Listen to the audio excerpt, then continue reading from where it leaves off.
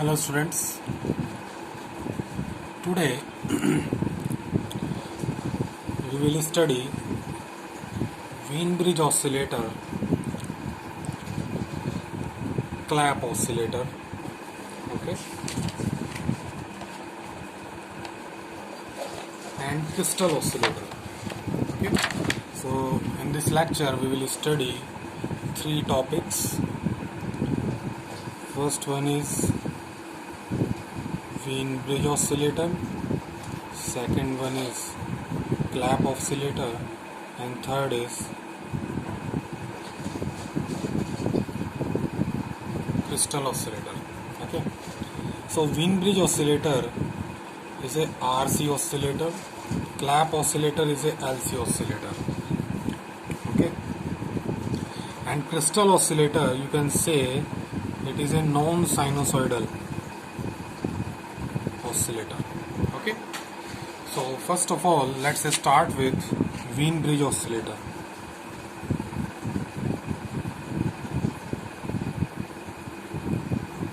Okay, so what is Wien bridge oscillator?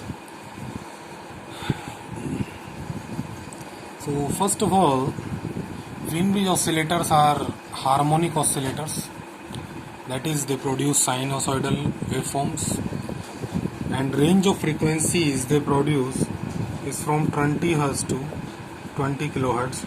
That's why these are called audio oscillators as well.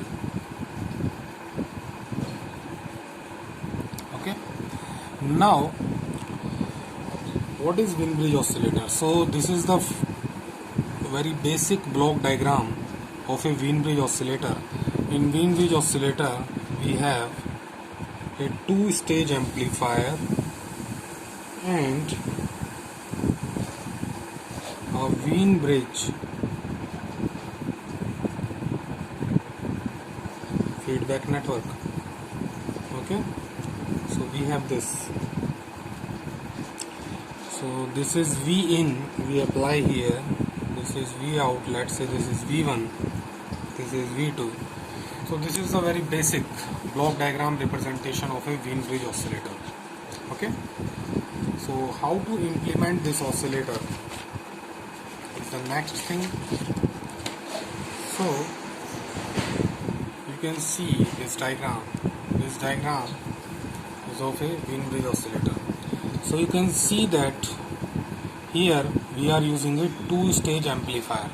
Okay, so first stage amplifier is basically a fixed bias configuration, and this is RC coupling here applied to this amplifier, and this amplifier you can see it is a voltage divider bias amplifier using voltage divider biasing. Okay, and output of this amplifier is fed to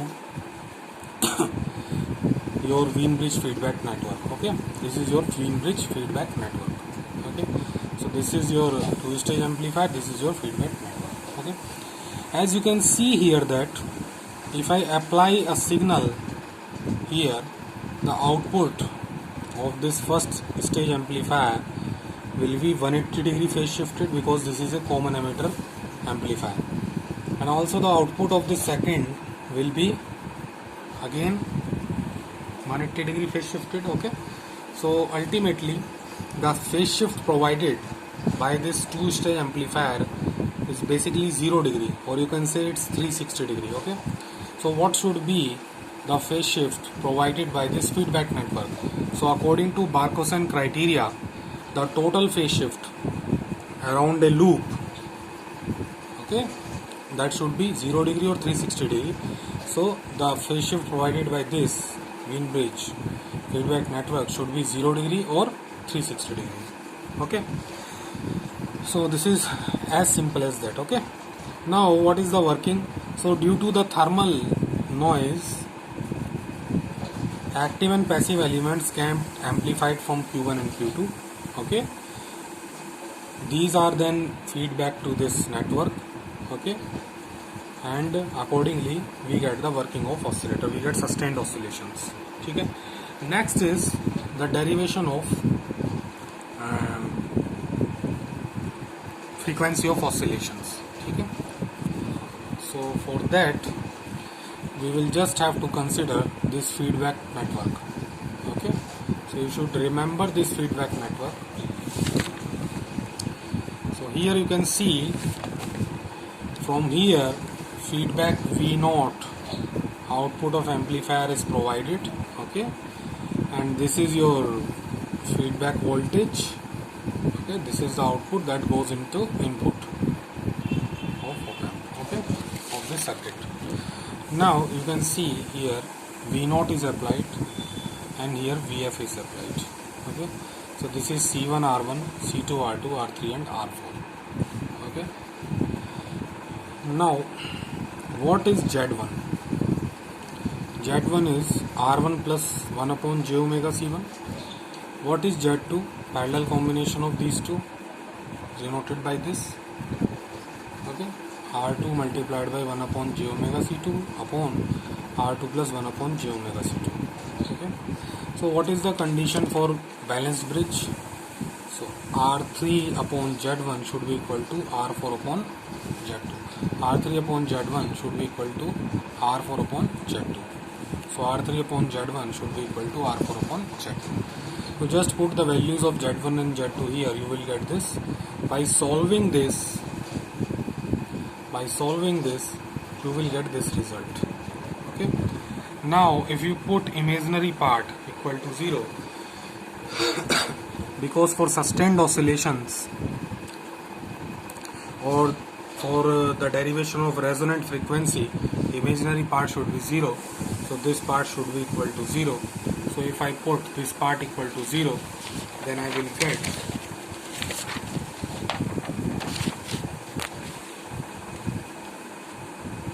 this minus this equal to 0. Omega square C1 this equal to this. So omega square value will be this. So this is the frequency of oscillation derivation for a Wien bridge oscillator. Okay. So what about gain of Wien bridge oscillator? So for gain, you can easily see that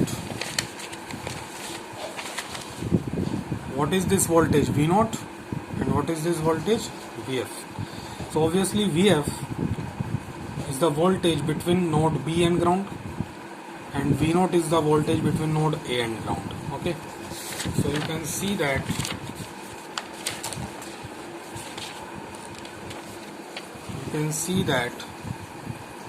from the circuit of oscillator, you can see that this is your V0. So just consider this circuit, this part. So V0, Z1, Vf, Z2 and ground. Okay, so you can draw it as V0, Z1, here voltage is this, that is Z2 and that is ground. Okay. So here I can apply voltage divider rule. So Vf will be equal to Z2 upon Z1 plus Z2 multiplied by V0. Now what is beta? Beta is Vf upon V0, Z2 upon Z1 plus Z2. Okay. By just putting the value of Z1 and Z2, I will get beta equals to this. So if I put imaginary part of this equal to 0, so beta comes out to be 1 upon 3. So according to Bar-Cosen criteria, what is the product A beta? It should be greater than equal to 1. So voltage gain should be greater than equal to 3 because beta is 1 by 3. Okay, so this is all about Wien bridge oscillator. Okay, now let us consider clap oscillator.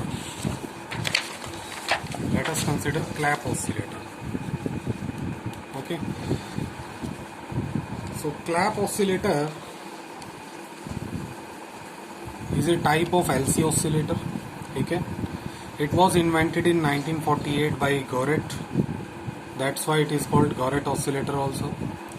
So basically it is the advanced version of Colpit oscillator. Okay, remember the Colpit oscillator, the diagram of Colpit oscillator was this, except this capacitance. So this is the diagram of Colpit oscillator. Okay, so in clap oscillator we have just included a capacitance C3. Okay, this is the diagram of Colpit oscillator, this is the diagram of clap oscillator. So this is the only difference between them. Okay, So why we use clap oscillator? Because it increases the frequency stability of Colpit oscillator. Okay. So when let us consider the working. When switch is on, okay. So radio frequency choke coil will block AC component and pass DC component. So accordingly, capacitors C1, C2 and C3 will start charging. Okay. And discharging of C1, C2 and C3 will takes place across inductor L. When inductor is fully charged, it will discharge through these three capacitors, and according to that we will get sustained oscillations. Okay. So what is the formula for frequency of oscillation? That is 1 upon 2 pi under root L C equivalent, and the C equivalent is nothing but these three capacitors. 1 upon C equivalent equals to 1 upon C1 plus 1 upon C2 plus 1 upon C3. Okay. So this is the very basic and easy working of clap oscillator. Okay. Next, the last topic of today's lecture is crystal oscillator. Okay. So it is a type of non-sinusoidal oscillator. Okay. So in general, frequency of oscillations of oscillators changes, means I can say frequency instability. Frequency instability is due to these following three factors. One is change in temperature, next is change in power supply, and next is change in component values. So due to these three factors, frequency of oscillation of any oscillator may change. Okay. Suppose you have designed an oscillator which produces a sinusoidal waveform of frequency 40 kHz, suppose. Okay. So it is not ideal oscillator, that's why the frequency of oscillation at output will change from 40 kHz. It will not always 40 kHz. It will change due to these three factors. Okay. So frequency and stability is there in oscillators. Okay. So where high frequency stability is required, crystal oscillators are used. So crystal oscillators are basically very high frequency stability providing oscillators. Okay. So many places crystal oscillators are used. These are used in communication such as telecommunication, mobile phones, etc. Okay.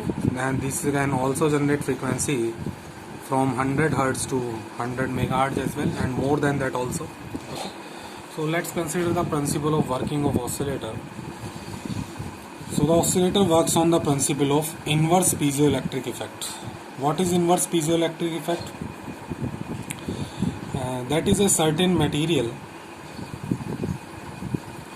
So if AC voltage is applied across the terminals of certain material, so this material start vibrating. Okay. And the vibration with which it is starting vibrating is equal to the frequency of the applied AC signal. Okay. This is called inverse piezoelectric effect. Okay. Now what is piezoelectric effect? This was inverse piezoelectric effect. Now what is piezoelectric effect?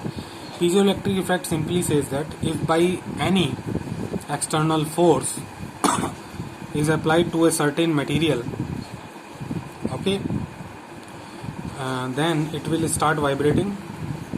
So it will generate AC voltage of the same frequency by which it is vibrating. Okay, this is piezoelectric effect.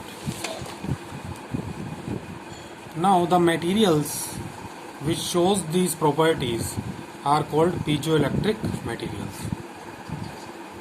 Okay, so these are a few examples of piezoelectric materials. First one is quartz, second one is tourmaline, and third one is Rochelle salt. Okay, so in most of the cases we use quartz crystal. Okay, so this is the symbol. This is a quartz crystal. This is metallized contact electrodes. Okay, this is the equivalent circuit of this. So we have capacitor, inductor, resistor, and capacitor also. CS is called motional capacitance, LS is called motional inductance, RS is resistance due to resistive losses whatever are there. Okay, CP is the shunt capacitance. Okay, so this capacitance is generated due to the plates that are used, metallized plate. Okay, this resistance RS is generated due to the resistive losses whatever are there in this. Okay, now crystal oscillator have two resonant frequencies. One is series resonance and another is parallel resonance frequency. Okay, so at series resonance frequency the impedance is minimum. At parallel resonance frequency impedance is maximum. Okay, so impedance offered by crystal will be minimum at series resonance, and at parallel resonance impedance will be maximum. Okay,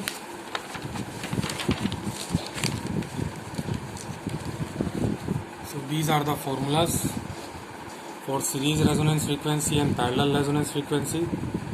Okay, now thickness of crystal. So thickness of crystal is inversely proportional to the resonant frequency. So if I increase the resonance frequency, I will have to decrease the thickness of crystal. Okay, so in other words, I can say that if I want output of crystal oscillator having very high frequency, then I will have to reduce the thickness of crystal oscillator. So there is certain limit by which I can reduce the thickness of the crystal. Okay, below that I cannot reduce the thickness. Okay, so according to that there are two modes of operation of crystal oscillator. One is fundamental mode and second one is overtone mode. So fundamental mode is that mode at which the thickness of crystal limit has not been surpassed, means the minimum thickness required for a resonant frequency has not been reduced. Okay, after that the crystal oscillator will work in overtone, and overtone, you know that these are the harmonics of fundamental frequency. Suppose the fundamental frequency is 10 kilohertz, so we will get odd and even harmonics of this fundamental frequency, that is 3 into 10, 5 into 10 or 8 into 10. So I will, for getting higher frequency of oscillation, I will have to operate my crystal oscillator in overtone mode. Okay, so this is the simplest circuit of crystal oscillator. Here crystal is used. So this is the amplifier, and here I am feedbacking through a crystal oscillator. Okay, so this is the working of crystal oscillator.